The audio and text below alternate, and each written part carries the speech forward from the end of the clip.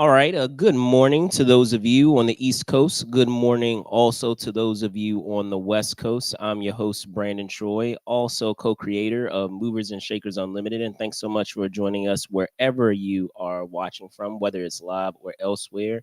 And as you well know, every Saturday, we like to give you the rundowns of what's going on in the past week up until now. So this will be another edition of This Week in Pulp Culture. And of course, I'm never alone in talking about the news bits that happen over the course of the week in entertainment. So without further ado, I want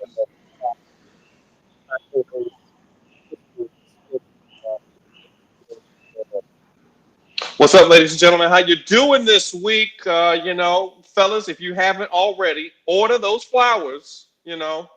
Even though she said indeed, I don't want anything, she wants something. Make indeed, sure you pay what you owe. Pay what you owe. You know what pay you need to what do, you fellas. owe. You've been foolish all year long. Buy that girl some nice things to let her know you care about her. Yeah, Indeed, indeed. So happy early Valentine's Day that's right, out ladies and there. gentlemen. There was a lot that went down this week, Spillman. So we're not going to waste too much time. We're going to dive right in. The first one that I want to dive into right now. So this past Thursday, actor Mark Ruffalo received his star in the Hollywood Walk of Fame. The Wisconsin native and of course four-time Oscar nominee has had a career that has spanned over it's crazy to believe over 3 decades with films such as Zodiac, Shutter Island, of course, in the MCU with the Avengers as the Incredible Hulk, of course, among many others.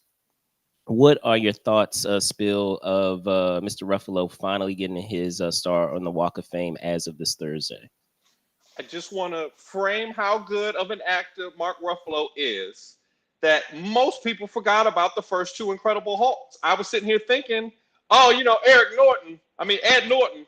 And then I forgot Eric Banya was also the Incredible Hulk. Mark Ruffalo is such a good actor. Indeed. He's got comedic roles, like you said, serious roles. I think he's embodied Bruce Banner in a way that I think is very much is the closest to the Bruce Banner of the modern Marvel comics. I can't really say he's like Bruce Banner from the '60s or the '70s because those are different banners. Him and Bill Bixby, those are the two Incredible Hulks in my book. He's movie Hulk. Bill Bixby is all obviously TV Hulk.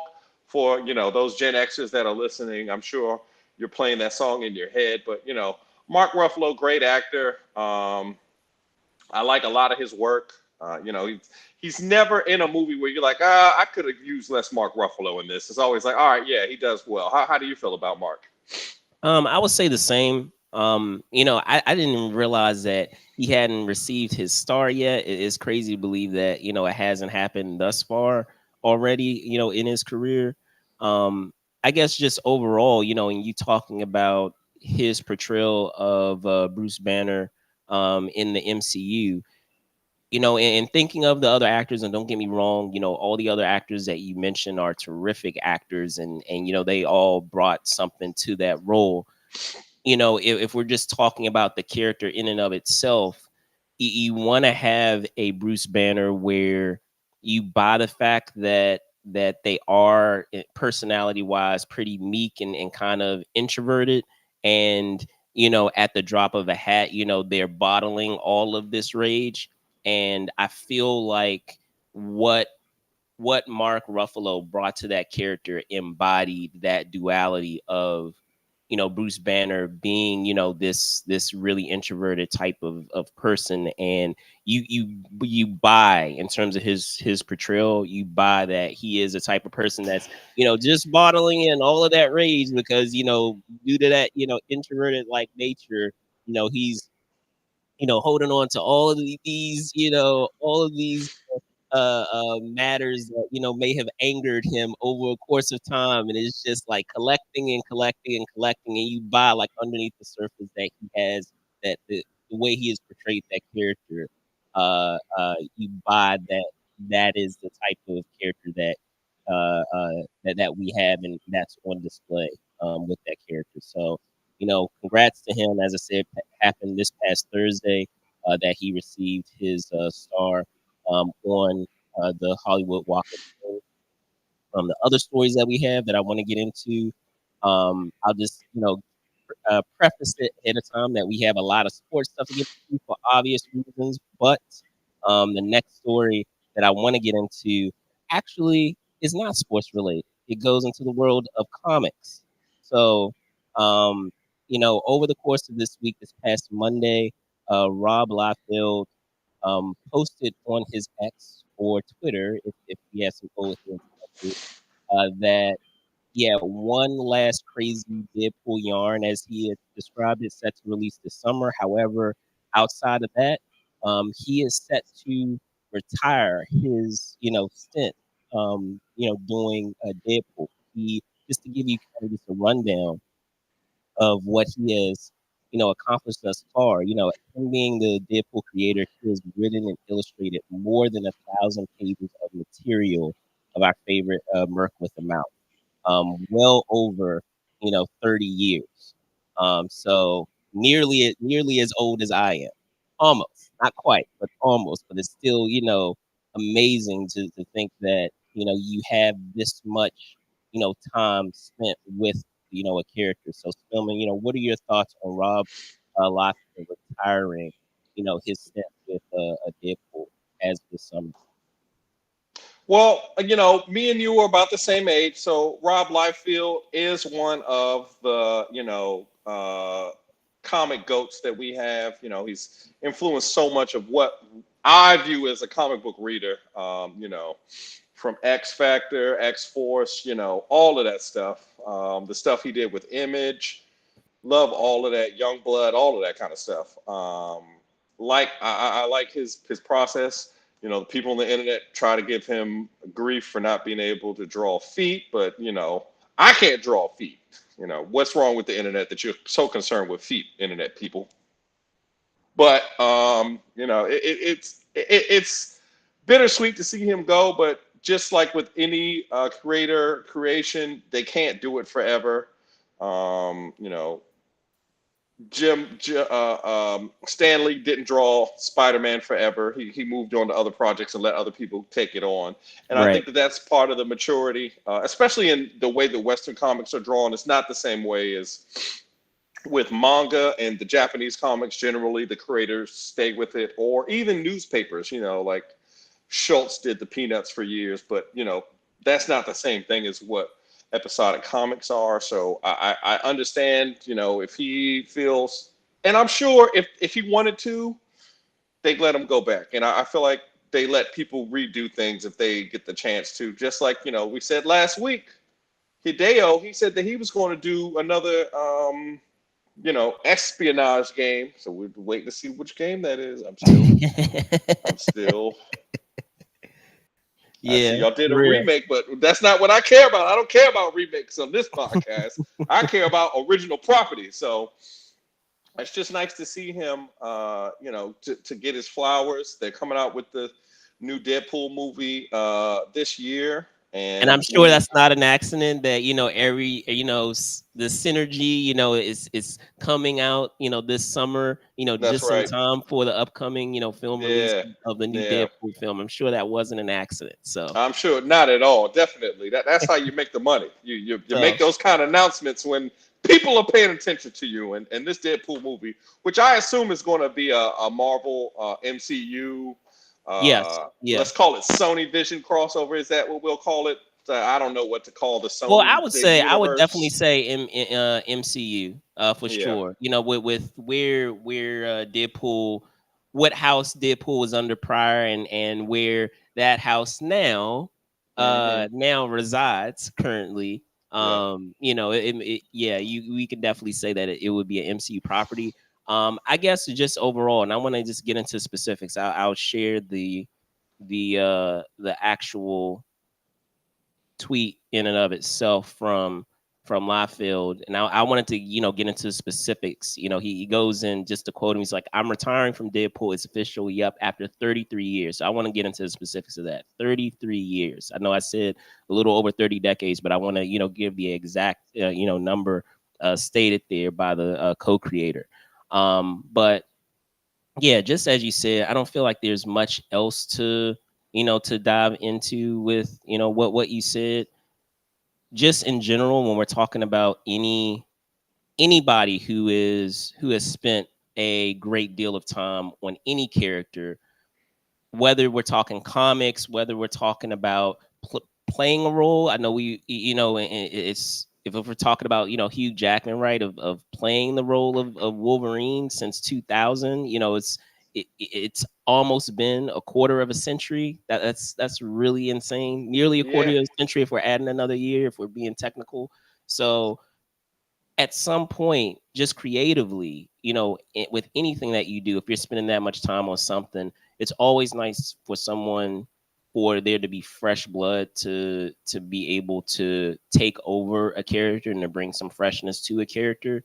While it's a bummer to see a character that a lot of people love, in terms of what they bring to a particular work. It's just the nature of the beast that, just as you said, they can't do it forever. And even if they wanted, intended to do it forever, would you really want them to do it forever? Or would yeah, you want what the body of work that they have, speak for itself and not get like diluted from, time spending too much on a given work. So you have any thoughts before we move on to our next story? no, just Rob is a great creator. He shaped comics really for us. With the creation, he and the other guys like Jim Lee and McFarlane, just shaping that brand of comics and how we look at really the comics that we're seeing in cinema and stuff now are a lot of the ideas that those guys came up with. So it's just good to see these guys get their flowers while they're still here, because the generation and the generation before them didn't really get to see their labors, make it to the big screen like they should have, and get paid like they should have. So it's just good to see that they are able to reap the benefits from creating such iconic characters and moving the medium forward. For sure, for sure. So I figured this would be right up your alley, Spill. So and dive into our next story over this week. And this also, a lot of stuff happened on Thursday. I think this is going to start being a trend on this show. Oh But yeah, this past Thursday, the Lakers organization unveiled the Kobe Bryant a statue for that's right. late Laker great. Just a rundown: 20 seasons with one team, 33,643 points, 18 All-Star selections, the season MVP, two Finals MVPs, and of course 5 titles. Uh, you had a number of 81 points scored in the game. You 81 forgot points. that. Yeah, I got to drop that too. Thank you, sir. 81 points, absolutely. So, in speaking to that, and having, this ceremony that happened on Thursday with the Lakers organization, and you had a lot of folks that played with Brian, and of course coached Brian, whether it was Phil Jackson, and then teammates such as Fisher and others, Gasol. What are your thoughts, Smillman, on Kobe finally getting his statue? Obviously, Kobe hasn't actually been retired that long. To get a statue 8 years after you retired is pretty impressive in and of It itself. is, but it's Um, well deserved still. well deserved. Props. Also, they used to call Staples crypto/crypto. I don't know how long it's going to be crypto. But Staples/crypto as the house that Shaq built, but truly that's the house that Kobe built. He established a level of excellence that other franchises, that shall not be named, aspire to. I just, the Mamba. It's just, Kobe really is one of the biggest sports heroes that people of my generation, me especially, have. He always preached to do things at the top level, always 100%, give your best. Famously, he has the story of the highest he scored as a youth is 63, when he figured out that kids can't go to their left, so he just kept going to his left, kept going to his left, and scored 63 on a bunch of 8-year-olds, which is crazy in and of itself. But the Lakers organization. This is why the Lakers organization doesn't have to move to the next town over, like certain organizations in certain cities that we shall not name, because they pay homage to the people that mean things to the organization, and they understand that while this sports entertainment and this kind of business is entertainment business, it's a people business, and if you don't take care of people the right way, you won't be able to reap the success and sign the free agents and attract the people that you want to. Um, I feel like we wouldn't have a LeBron James on the Lakers if the Lakers didn't treat Kobe Bryant and other superstars like Magic Johnson and Kareem Abdul-Jabbar and on and on and on through history the way that they did. I think that Kobe's legacy is almost second to one. Only one person really you can compare him to. You know, it's arguable Kobe's the greatest Laker of all times. Depending on when you were born, you might say Kobe, you might say Magic, but we born in the Kobe era, we think it's Kobe.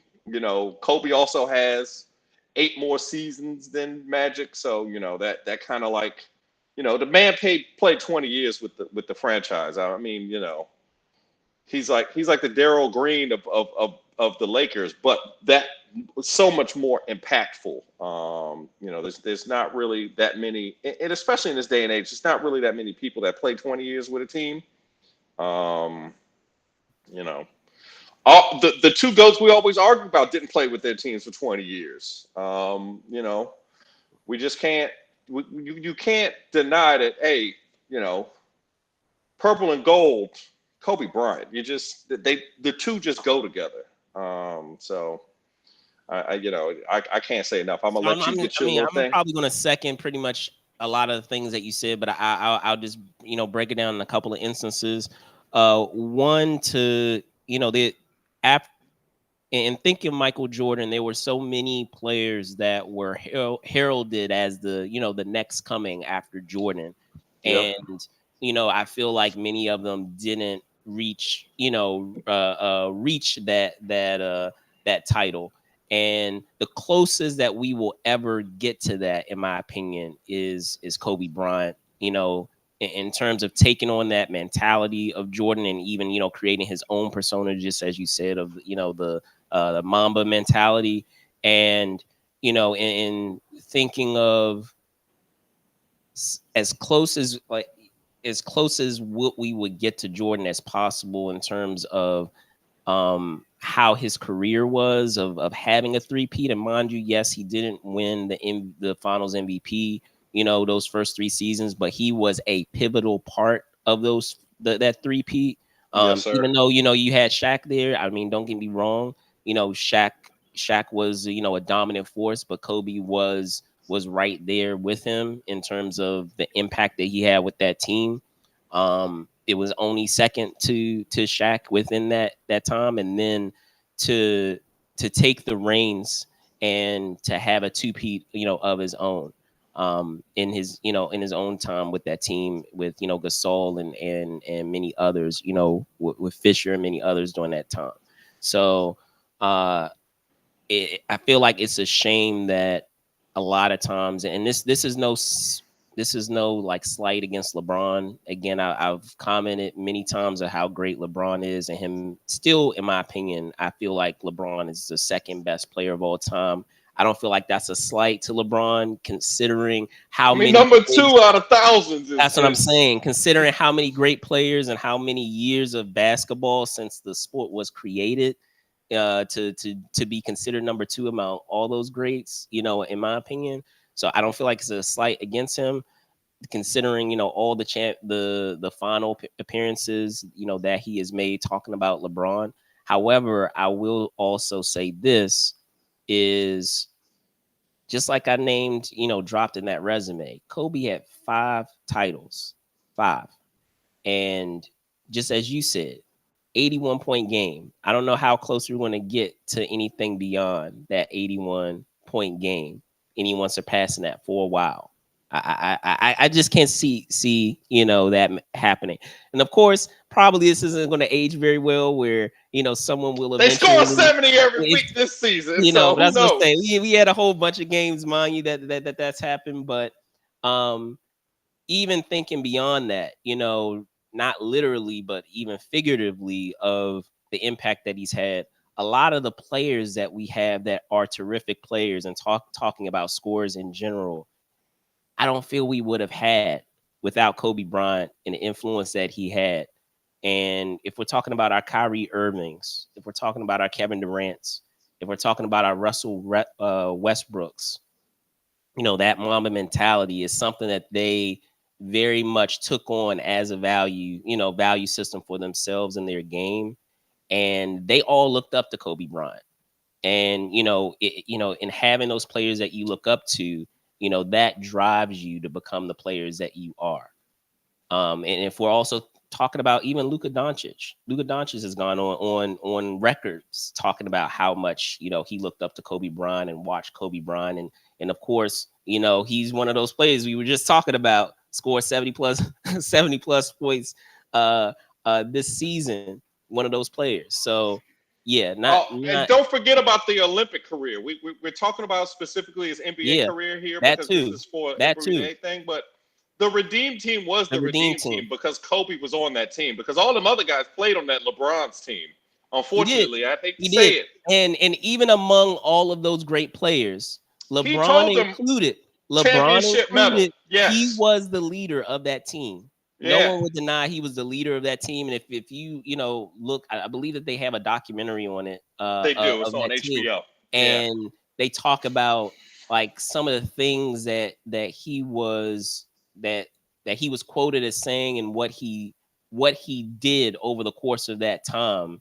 This, it's insane to be the alpha, so to speak, among all of those NBA Hall of Famers that you're gonna have that you have on that Redeem team, and to say that out of all of those players, those all of those players look towards you and your example.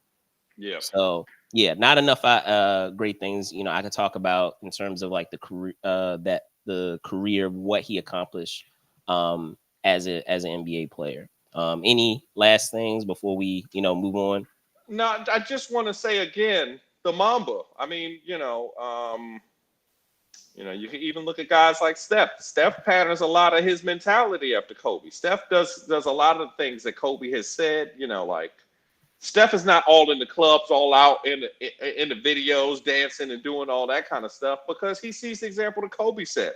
Kobe said that it's about winning at a high level at all times. And when you talk to people about sports, if they're not talking about winning at a high level, they're not talking about nothing. You could talk about, we argue with Jordan and LeBron. Oh, they don't. This one scores more. This one gets more rebounds. But ultimately, what matters is who wins, and that's what the Mamba did. So For we can move sure, for sure. So, congratulations. Again, uh, Austin had to late Kobe Bryant to receive his statue. Now, in talking a little more basketball, again, I talked about there's a trend, right, of so much stuff happening on Thursday. This past Thursday, we had the NBA trade deadline happen, of course, and you will laugh when I put this up because I feel like it's so fitting of what on. how things were. Oh, poor Robin. so so this Thursday was the NBA trade deadline. There was some notable moves made, but there were also some moves that were not made. I'll start first, like with our team spills. Like the Warriors didn't do anything. Neither did the Lakers. But we did have some moves that happened that day that I do want to dive into. We did have going down the list of some ones that I wanted to talk about. Of course, we have what you see in the picture here. You have Robin Lopez. He was traded to the Kings from the Bucks, along with cash considerations that also went with the Kings. The Bucks received, and I apologize if I'm butchering your name, man, but Demetrios Ag- Agravanis.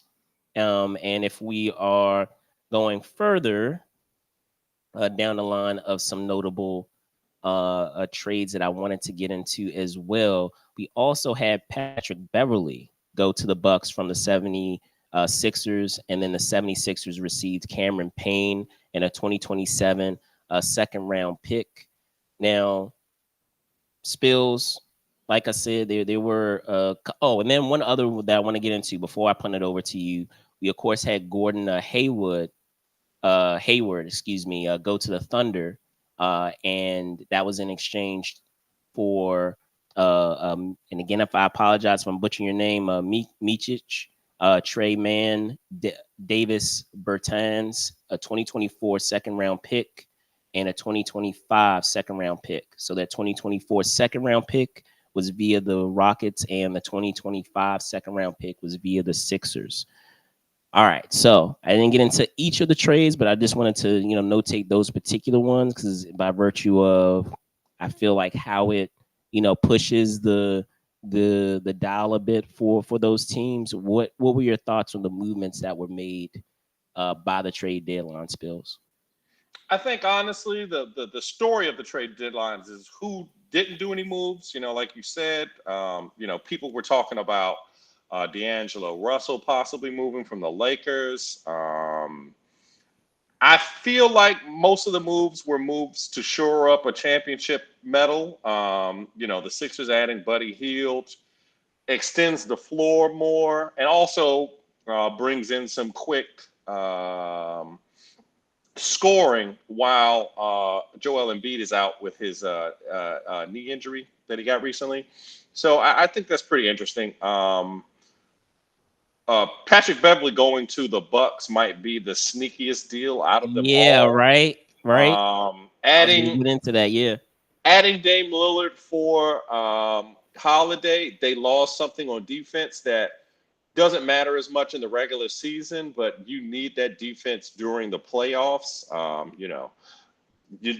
When I talk to casual fans, they discount defense so much, and I always tell them, when you look at the teams who's playing in June and May, they got defense. Like you could score 35 during a regular season. I don't care. You could score a lot of points. But if you can't stop nobody, you can't win no championships. If you can't get no rebounds, you can't get no championships. So if you've noticed, a lot of these moves were either they added floor stretching to like for Buddy Hield and stuff, or they added the defense. yeah. Robin Lopez, that's a defensive guy. The move to get Haywood on the Thunder is an offense thing because they have plenty I of would say defense. that is, you mentioned the idea of sneaky, like a sneaky trade. Oh yeah, That one is real sneaky because like people sleep on Hayward as yeah. for his ability to score. And I mean, I get it to a degree because he is getting older and he has had some, injury issues, but I mean, still he's still a scorer. He could still put it in the bucket. Just like you mentioned, he spreads the floor for you, and Hmm. they're already team that's out and running and doing their thing. And to But they add need that Hayward, experience. They need experience. to that, Yeah. that one is kind of sneaky. I think people are sleeping on that. But I do agree with you. The Beverly one is great too because you want someone that is going to bring that attitude and that mentality of defense. With the Warriors, for better or for worse, Draymond Green is that person. Um, Hmm. if you're thinking of other, players in history, we're thinking of like Dennis Rodman. You need someone on that team that gives you that attitude and gives you that mentality of playing defense. And I feel like Patrick Beverly is going to do that for the Bucks, which is fitting because I feel like it hops right into our next story that we're going to talk about when it comes to the Oh Bucks. yes. Oh yes. But with that being said, we'll see what happens. I feel like with the Lakers, maybe they didn't make the move just based off of just the idea of looking back on some of the games that they didn't. I think you had that game that the Lakers, that James and AD sat out of. And we were able to see, some of those players that otherwise wouldn't get as many shots or as many opportunities, demonstrating what they were capable of. Now, the problem with that is, and I know you're probably going to, beat me to it, is the consistency. Like, if you're going to do that in a game where, I guess your your livelihood on the Lakers is at stake, and you really, aren't able to kind of work behind the efforts of like LeBron and AD, and you really have to demonstrate, what you can do. Why not do that every game? Why does it have to be a game where, you're forced to do that versus, being consistent with that all the time? So we'll see what happens. I will say I am bummed about the Warriors things. I feel like they could have used having, some more wings to help. Y'all need a center. Y'all need to get Robin Lopez. You see that guy? He's True. big. That as He's a well. big body. Sure, he might slow y'all flow down a little bit, but y'all need a rebounder and y'all need a rim Yeah, defender. that's true. Y'all, that That's true. that's That's a good point. That's true that's too. where we outclassed y'all last year. It was because Anthony Davis is bigger than y'all. That's He fair. got outclassed the other That's night fair. against Denver. And unfortunately, when we talk about the playoffs, it'd be those small matchups. And if you can't, like, Draymond is a great defender. He's anchored y'all defense for years, but y'all really took that ascension when y'all added a 7-footer next to Draymond. Draymond was still doing his rebound and run the offense because he's a point forward. But y'all need a big man. I know that y'all are small ball and personified, but the NBA has changed back to a big man's league. Like, it happened fast because just 2 seasons ago it was a small ball league. It It was a was, small ball league, but the but last couple of I feel championships. like you were saying, it's gotten back to being a big man's game, and but I feel like it is a hybridized version of the big man's game. So like I feel like it's still small ball in spirit, in that you have forwards and you have centers that Skilled have big guard men, yeah, skills. yeah. But as the saying goes, you can't teach height, you can't teach Mm-mm. size. If you have that, you just have that. So right, like if you have that, you just have that. It is what it is. And so like when you also add to that having the versatility of having, big men and forwards that centers and forwards that have guard skills, that makes it a tricky a tricky situation for a team that relies upon that, but don't have the sides to compete with that. So, Yeah, yeah. It's just but we were just talking about Patrick Beverly, right? yeah. So in our next story, we're going to be talking about their coach, Mr. Doc Rivers. Poor Doug. so This so is this is a yesterday, masterpiece, ladies and gentlemen. Let's take a second. Look at this. Look at this work that Brandon has put I into I, this. I I Good try, job. I try, y'all, Good I try, job. I try. So yesterday, of course the Bucks, had a win, but prior to that, they had gone 1-4 since Doc Rivers had become their head coach. Now, there have been many reasons that Rivers has talked about why they've had the struggles that they've had. He's gone into the idea of altitude in one instance, of the schedule, of the time zones, of fatigue and injuries, and playing too hard on defense.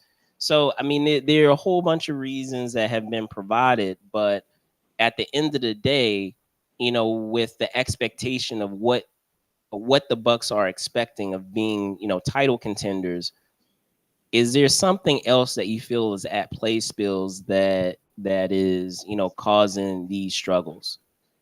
Well, I will say that this is the part of the season where you do struggle. The Bucks are not looking at the All-Star break as the place where they do their real damage. They always say the NBA season is a marathon. I feel And like this the is the Lakers are halfway that way point. too. I'll give them credit with that. They're just trying to struggle and You and just got to claw stay. their way to the playoffs and We see care about the what is playoffs. We're there. not Yeah. worrying about winning in January and February. That's not no champion is crowned in January or February.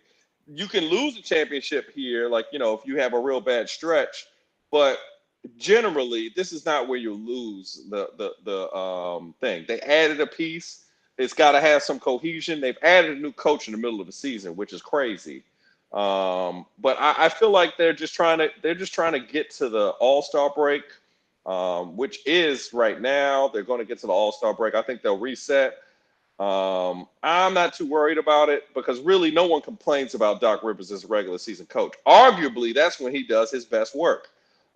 We really want to see what he does in May and June, and that's what counts. Once the weather gets nice and you know the games start mattering more and there's more eyes on you, that's what we're going to judge Doc Rivers on. So to me, the transition's a little bit hard, obviously, but I don't think it's really a big deal. This is a great graphic, ladies and gentlemen. I really like this. It tickles me to see Doc with the tears on his face because he's been doing bad. That makes me laugh, but I don't really think it's a big deal. What do you think, Brandon? So I agree with you, but I don't. So I agree. Yeah, it is a small sample size, but at the same time, as I mentioned at the top, with the expectations that you have with this team, this is a team that has title aspirations, and there was so much hype surrounding him being able to take over this team.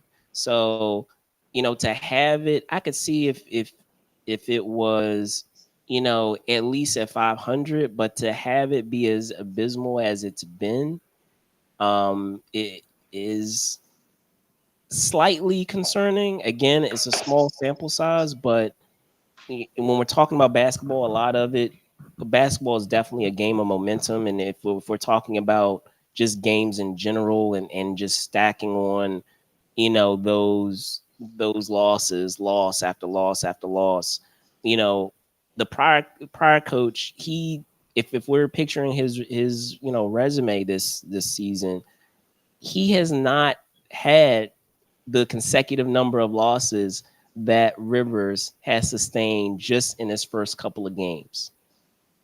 That's insane.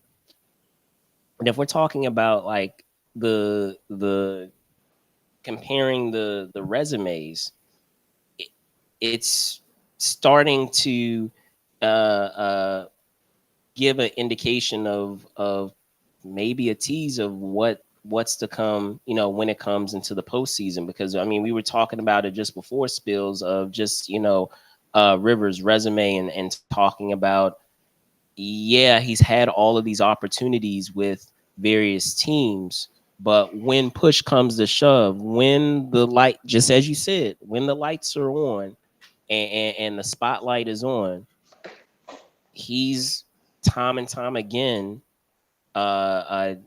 hasn't been able to seal the deal or close the deal.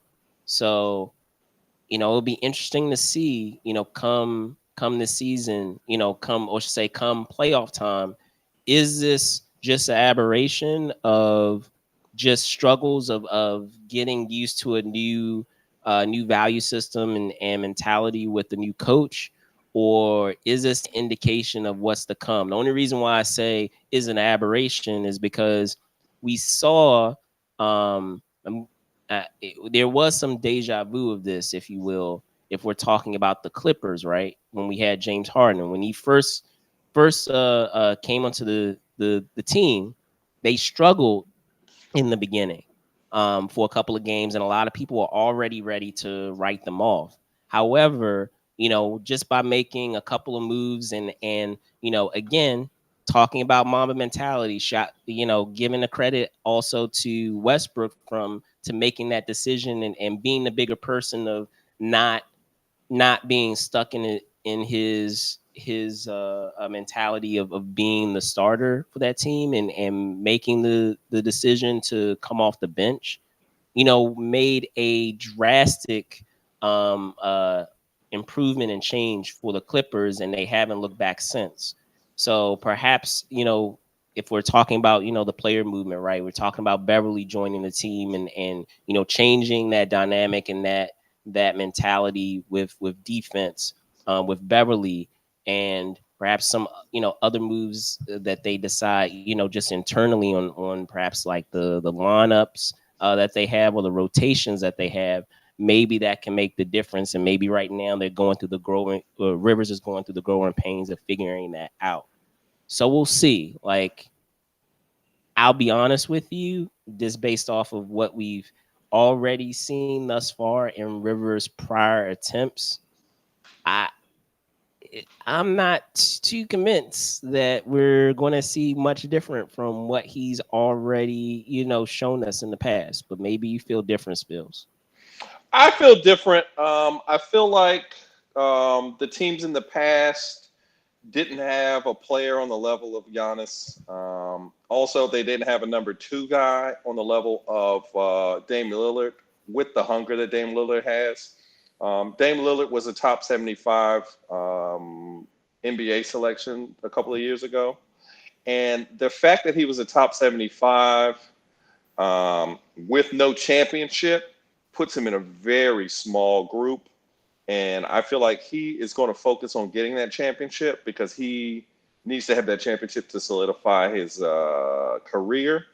Also to solidify his place in what people see as a great career. So to me, I don't feel like those two guys being leaders on the floor are going to let something like that happen. They've added some pieces for Doc Rivers to do those things, and I don't think that it'll come down to what Doc Rivers does. I think, a lot of times you look at the Clippers he was with, the Clippers had the problem of there was no bench. Obviously when he was with the Celtics, that was an older group, so their window was much smaller and they lost to the Lakers. If they didn't lose to the Lakers in game seven, we might look at him a lot differently. But to me, I feel like his stint with the Clippers is the most glaring one. Obviously his stint with the 76ers, the 76ers were never going to win a championship as they were constituted. They were a great team, but, pairing James Harden with Joel Embiid doesn't smell like a championship to me. It never would. So I really think that this is the year for them. The move they made with Beverly is a big one. He's going to be able to be a pest out there for them, but and also complement the game that Damian Lillard plays as a high offense, low defense kind of a guy. So that basketball, just like most sports, are about how you blend your team together and who you have and what you do with them. And I think that Doc can navigate that. So just to me, I just think that Doc isn't in trouble. I don't spell as much doom and gloom. To me, I think they're the favorite to come out the East. I don't really worry about the Celtics. I don't view the Celtics as a serious threat. Those guys been together for too long for them to not be, a better team, quote unquote. But I feel like that's as good as they're gonna get with those guys. Like they have the unicorn, but I don't see the unicorn as being the decider for the Bucks. I feel like um, uh, uh, Antetokounmpo was going to take Kristaps Porzingis and put him in his pocket in a 7 game series, kind of like how um, Anthony Davis was put in the pocket of the Joker last year. It's But just see, I disagree, and they're two different. It's two different I guys. agree. I agree with that matchup. But if I'm doing X's and O's of just individual matchups with the players in and of themselves, I don't feel like in terms of the guards that they have, and we'll see. Maybe Beverly will be the difference maker in that case. Now that they have him, I don't feel like they will be a difference maker in the size. You were just talking about size earlier. The size that you have on those wings. So yeah, you do have the Greek Freak there, and you can let him go off. That's one player. If we're talking about You still got Tatum, Splash Mountain. if we're talking about Tatum, if we're talking about Brown, if we're just talking about all of those wings that they have, like they have some weapons there in the wing that I still don't feel the Bucks have an answer for, even with the moves that they made by the trade deadline. So we'll see. Yeah, we could agree to disagree on this, but I just feel like if they need to, Giannis is going to take one of them two boys off the court. It'll probably be Tatum. They'll probably put him on Tatum and take Tatum off the court because Giannis can guard those wings. They have a big man that they would switch, that they would put Splash Mountain on Porzingis, and Porzingis is not a body that they couldn't put Splash Mountain on him. So to me, I feel like the Celtics are good, but they just don't have that guy that no one can counter in a 7-game series, and the Bucks do. So to me, I feel like it's a done deal. I don't worry about it. We will see. Time will We'll see. tell. Time will tell, ladies and So, gentlemen. all right. So, getting into our next story, and this is in the world of film surrounding the Oscars. So, again, like I said, trend wise, right, guys? So, this past Thursday, in a press release from the Academy, it was announced that a new award category for achievement in casting will be established for the 98th Academy Award. So, this will be for casting directors. Now, in going into more detail about the war in and of itself, Academy CEO Bill Kramer and Academy President Janet Yang were quoted as saying, "Casting directors play an essential role in filmmaking, excuse me. And as the Academy evolves, we are proud to add casting to the disciplines that we recognize and celebrate." So, of course, we are coming up on the Academy Awards this year. But Spillman, what are your thoughts on very soon? In the next couple of years, we will be getting a new category recognizing casting directors. I feel like casting directors don't get their due. There's so many times that we see movies that could be good movies, but they have the wrong people in them. Absolutely, Famously, absolutely. casting Ryan Reynolds as like my favorite one to me is when they cast Ryan Reynolds as the Green Lantern. Like, sure, I get that. Some of the DC properties use Green Lantern as kind of like a plucky guy, but he's supposed to be a Air Force captain, and most people that know Air Force captains know that they're not silly people. They might joke around with you, but Ryan Reynolds to me would have been much. They would have had a much better spiel if they hired Ryan Reynolds to say like the Flash or something like that. Someone Agreed. Agreed. Or I booster goal. always Or booster goal. or something like that. Like I Yeah. feel like they wasted a whole movie miscasting somebody, and God knows how many millions of dollars they spent on that. So to me, casting directors do so much. Even casting people like going through history of people who were selected by casting directors, and because the studio listened to them, they created an all-time thing. Like Danny Glover in Lethal Weapon, for example, Yeah. was selected specifically by a casting director, not because Danny Glover had a great interview or something. But the casting director could see that this is the guy we need to put in this movie as this character because he will embody the over the hill, past his prime cop that created a whole genre really of buddy cop films with an older cop and a younger brash cop. Um, Casting directors famously casted Sigourney Weaver as Ripley in Alien. Casting directors do so much to me, and I feel like the Academy, if it's going to truly be about film, they have to do some things for the people in films that really make films. And the cast is so important because, like, even when people walk away from projects, you can't just put somebody in that position. Like, you can't just put a new Black Panther in and people don't be like, hey, the Black Panther was Chadwick Boseman. We know who Black Panther is. You can't have this new person in, but sometimes you get away with it. War Machine famously was Terrence Howard. He tried to bite the hand and they got rid of him, and it didn't skip a beat. But casting directors are so important. How do you feel about it?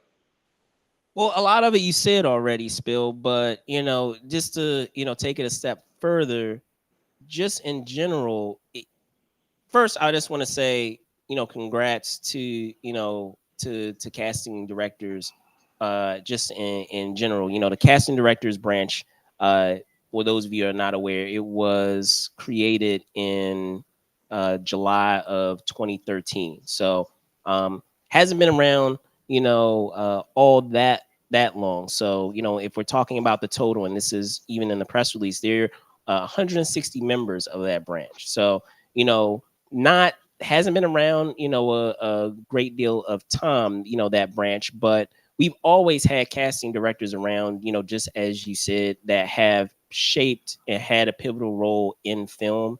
And many of the films that we, have come to know and love, classics, would not be the films that they are without that skill set and that talent of being able to recognize actors that would be a good fit for a given role. You named a couple, off the bat just now. We can go into further examples of casting, other actors, even if we're talking about specifically, if we're diving into just that subgenre of superheroes that we have with Margaret Robbie with Harley Quinn, like, perfect casting. And then, I mean, you also have other instances too, right, where they see something that we don't see, and while there may be an initial like uproar about a certain casting decision, once people finally see the person in action as that character, they're like, you were right, you got it, you were right. If we're talking about the late Heath Ledger as the Joker, I remember people were in an uproar about him as Joker. Was there uproar after the fact? No, After they sir. seen People that dress like performance? him to this day. After that performance? Historically, if we're talking about Michael Keaton, right? I was Michael about to Keaton is say my Michael Batman. Keaton. He's our Michael Keaton is Batman. my But Batman. they said Mr. Mom can't be Batman. Exactly. And then he showed folks, once the people finally saw the film, that he could pull off being Batman.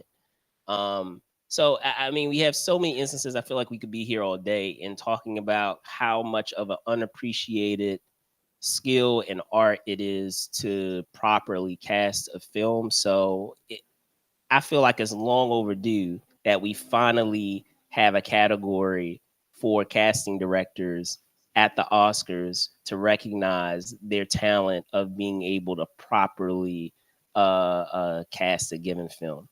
So I don't feel like there's much more to say there, but if you have Hey, anything else to add before we get into you can't cook our without main the story, ingredients. You cannot cook you can't. without the ingredients. You You got to can't. have somebody that's buying them primo ingredients and putting the things so that you can make the best soup. So, hats off to the casting directors, and also giving people who do the work recognition does more to further the art form. So, the more that we say, oh, these people play a part for things, and as you know, think about how that shapes things. Because if we just leave it up to the people with the money that make the decisions, it's not always going to be a good product. So it's good to recognize those people who make the product good.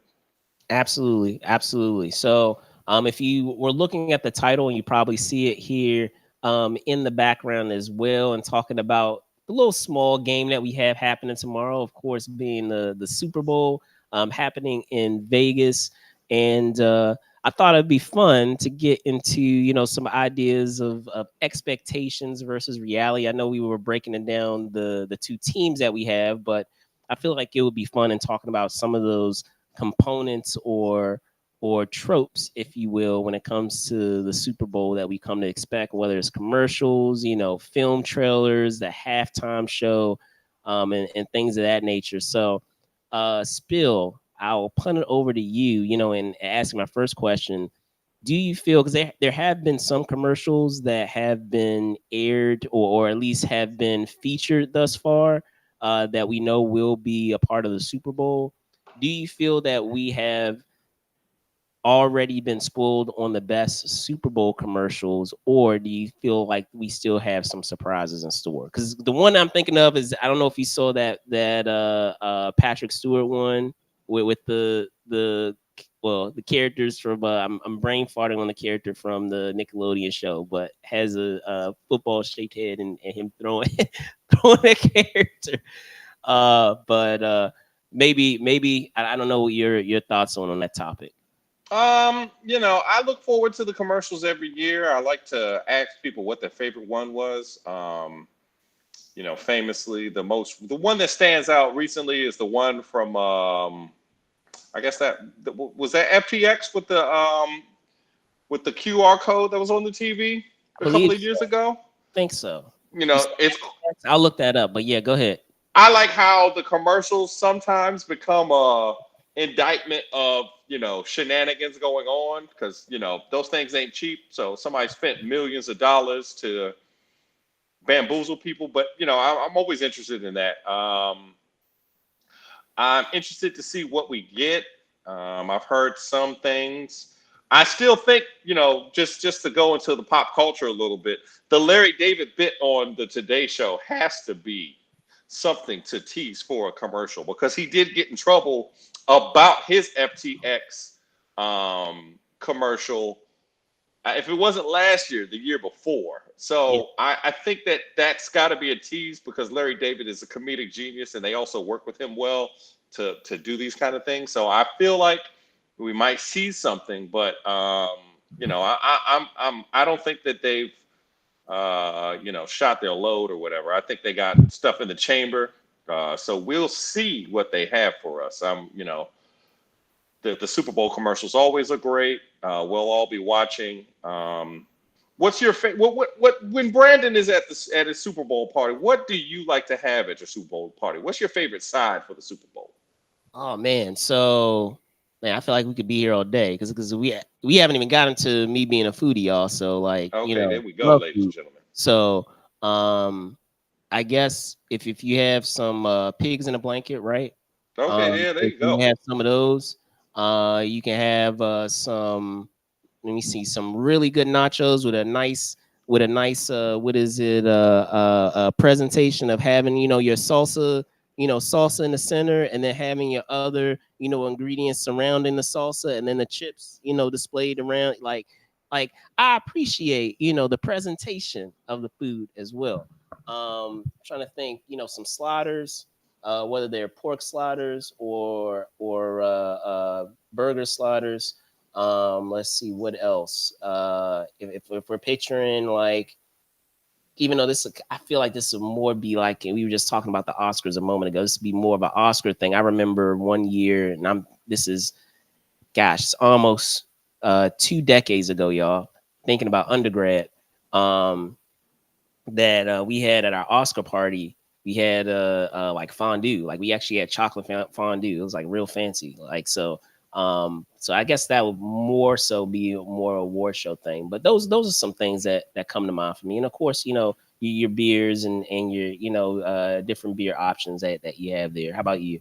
I can't believe that you said all that, not to say buffalo wings, ladies and gentlemen. The buffalo wings is Like the football buffalo food. wings, but Oh, I'm gonna get a lot of people upset out here. Is like I love buffalo wings, but I'm just not like listen, ladies and gentlemen, he about to say something terrible. I don't Go get ahead. the huge appeal of buffalo wings. I'm not that pressed over buffalo wings. It's a great addition, but it's not like my party won't be complete without buffalo wings. That's Sorry, crazy, ladies and gentlemen. I That know, is I know. is incredible. He said Yeah, yeah. all that to say he had many hamburgers, but not many pieces of chicken. That's just terrible, ladies and gentlemen. Maybe it's more so the buffalo flavor. And don't get me Oh, he wrong, doesn't like. He's not a spicy I guy, love ladies no, and I gentlemen. love spicy food. It's just that particular flavor I'm just not a huge fan of. So Wow, yeah, yeah, that's crazy, ladies and I gentlemen. know. But Wow. I just wow, You heard it here wow, first. You heard it here first. Mind blown. wow. It's crazy. But yeah, I can just I like the my favorite thing is probably buffalo wings. I like buffalo wings. Some years, my boy Darren, we go to my friend Darren's house, and he'll make like a chili dog station. So we have all kinds of different hot There you dog go. toppings. There you That's go. pretty. Yeah. There you That's pretty go. good. I like There you that. go. I like obviously pizza. Pizza's big up there. Pizza's up there, and you're gonna make a face. You I see love that, ladies pizza, and y'all. gentlemen? I'm pieced Listen, out. I I feel love like pizza, but I'm pieced out. Like that, ladies and that's gentlemen. not. I mean, if it's there at the party, I'm happy to see it there. But I'm like, oh, Brandon wants to have a champagne fountain at his Super Bowl party. He wants to have champagne, caviar, yep, fine yep, dining options. That's what yeah, he likes yeah. to have. That's not So, bad. That's not bad. I don't mind that. That's fine for Brandon. I can understand. You got to have some taste with what you're doing. I I understand got to that. But class it up a little bit. You got to class it up a little oh bit. no, I feel like the Super Bowl is not for class. I feel like it's all for like things that you could like eat, but you don't need to look at. But like the things, if you have to do too much thinking about the eating, we're not there to think Or for if, the if Super we're if, Bowl. if we're if we're, we're talking slang, y'all. I'm gonna get real black out here. Is we're gonna bougie it up a little bit. We're gonna Yeah, bougie there. it up. Brandon's trying to Bougie bougie it it up. up. We're gonna No, no, bougie that's it where you're up. messing up. You're messing up right there. Like a bucket of Popeyes. That. Oh Hey, yeah, hey, hey! You can't go wrong, Popeyes. yeah. I'm You can't sorry, go you wrong can't go there. wrong, So Popeyes. Yeah, indeed, ladies and gentlemen, I, I I would take think that that over the pizza. I would take that yeah, over the pizza. yeah. A Like spread, a spread of Popeyes, a spread of Popeyes chicken. I would take, you can get or down with or that. original recipe KFC. I would take that over Okay, pizza. okay, I okay. would take I that can over see that. pizza. I can see that. But So yeah, definitely. we were just talking about trailers. Like, are there some ones that like a lot of times like we'll have some blockbusters, right, that are teased during the Super Bowl. And I know we were just talking about Deadpool a moment ago. They're saying that the new Deadpool trailer is going to drop during the Super Bowl. Like, are there some trailers that you feel are going to get us excited about the summer, blockbuster season? Because I feel like coming out the gate in the last few years that we've had with since things have started to come back to normal since the pandemic, of course, in the last few years, like I don't feel like we've had that same excitement about our summer blockbuster season that we used to have. Like those years that we had, I think if I'm thinking of like, give me an example, 2003, I want to say we had like the new Terminator coming out that summer. We had the Matrix come out that summer. We had a X-Men movie that summer. Like it was a packed summer. It was a lot to look forward to in that summer movie season. So Well, again, ladies and gentlemen, going back to those casting directors, the studios don't listen to them anymore. The studios try to find people that already have audiences and just plug them into things, a la, trust the process, analytical model of how to make a movie. When art is not math. There's a reason why there's art brains and there's math brains, and those brains generally aren't the same brains. I've had friends on here, guests that have come on here, and they talk about that all the time. Producers and writers have how much struggle this day and age is of doing a lot of films, especially if they're in the independent film space, Oh yeah, or even in the regular film space of trying to really navigate through the financial minds that they have to navigate through, that are putting up the money for their film but may not necessarily provide the right insight when it comes to the artistic aspect of understanding which actors would work for a role. I'll give you a prime example of that is, or I should say an example when we're talking about that being artistic, taking on that artistic component versus thinking of the numbers. No one knew who Tom Holland was when no we one. were when we were doing Spider-Man. But I dare you to find someone else who has captured that character, both components of that character. And the reason why I say both components is, and some people disagree with me with this, but I don't care. Toby was While, Peter, not while we've Spider Man. had while we've had other great actors that have played Spider-Man, each of those actors that came before Tom Holland, I feel, did a good rendition of one of the components For of that sure. character. You had one person who was a great Peter Parker, in my That's opinion, that Toby. being Tobey Toby Maguire. was a great, You yeah. had someone who was a great Spider-Man, and that's Andrew Andrew was a great Garfield. Spidey, yes, but But I not a feel good like Peter Tom Parker. Holland has equally captured both sides, the duality of that character. And I feel like that's the same when we're talking about even other superheroes with Bruce Wayne, with Batman. We've had actors who have been great Bruce Waynes. We've had actors that have been great Batmans. We haven't had too many that have been great at both. So again, testament to casting directors. So you Definitely. still answer my question. What movies, man? Um, I don't know. I'm interested in the Deadpool movie. That's exciting to me. Honestly, I'm actually a little bit more excited for some of the game trailers that will come because famously there have been some big game trailers. Like Final Fantasy VII was a big game trailer on the Super Bowl. I remember. Like I remember that. Like almost got me into RPG games because I really wasn't into RPGs, and I was like, "What is this? This looks amazing!" Like the whole scene with the train coming in, and then like it's a whole world, and it's like only on PlayStation. It's like I need a PlayStation, Mama. So to me, I'm really interested. Really, is Deadpool. That's what I've really been excited for. I feel like Agreed.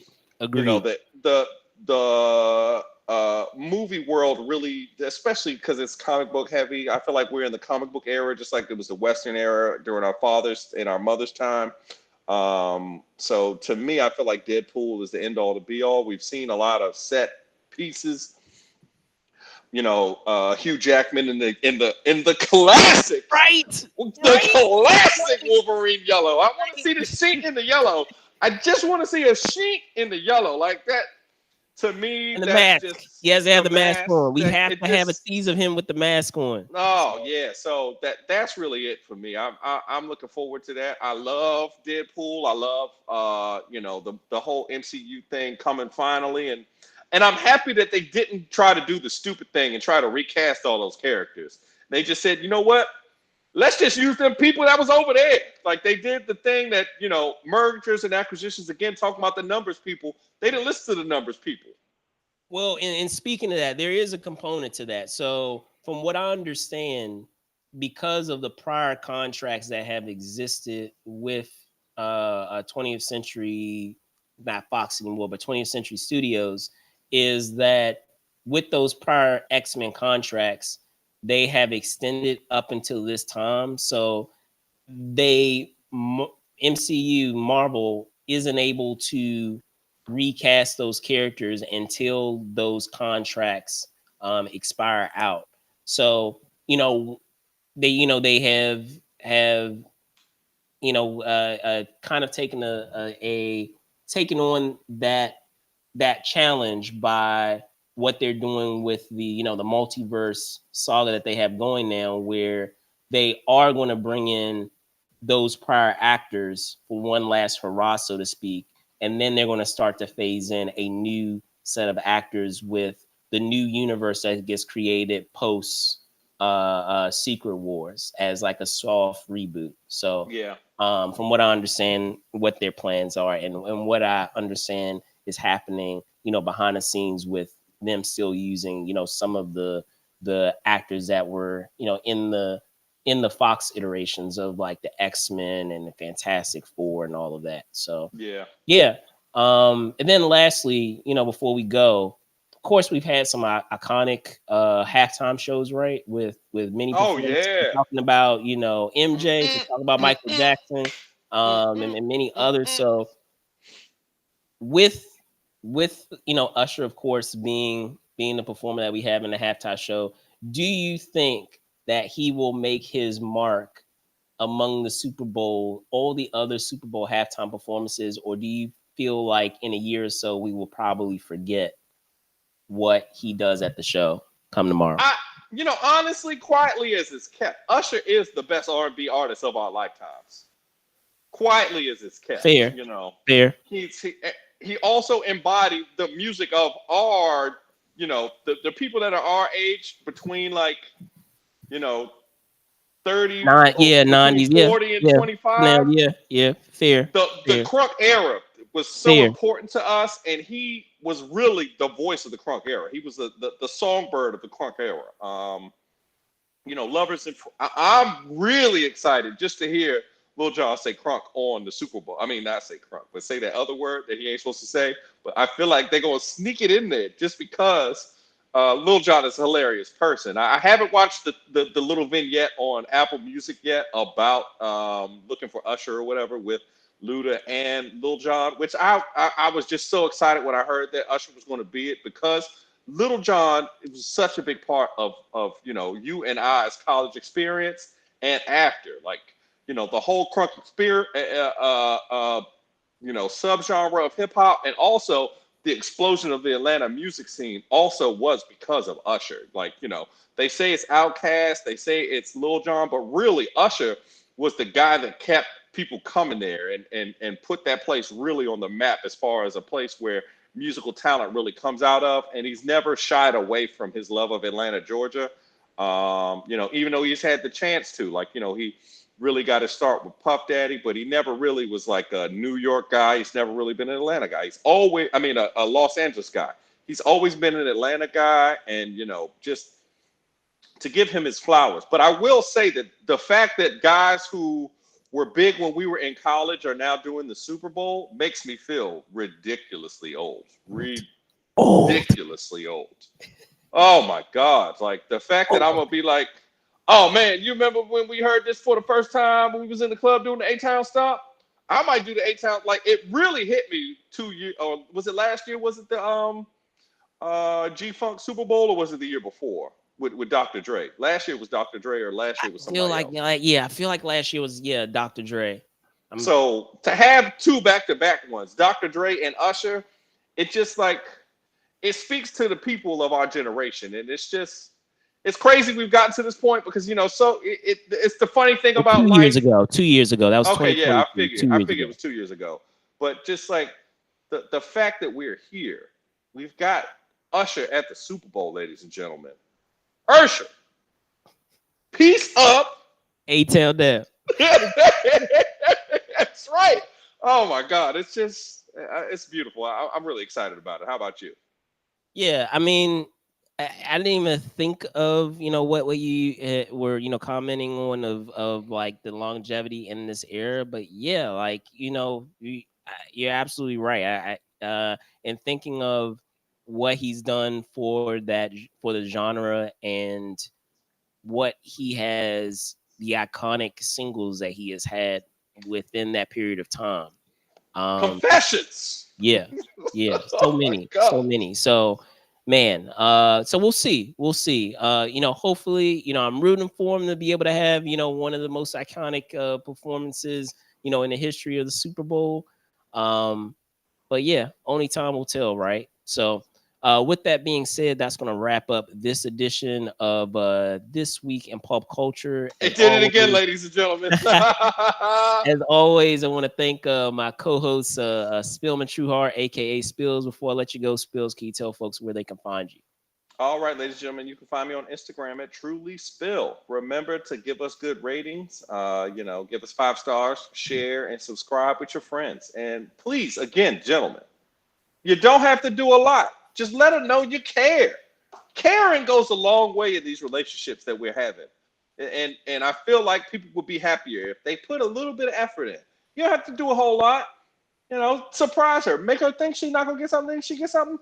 She'll like you even more, ladies and gentlemen. But that's all I got for this week. Cool. So I want to thank aka Spills, aka the Love Doctor, aka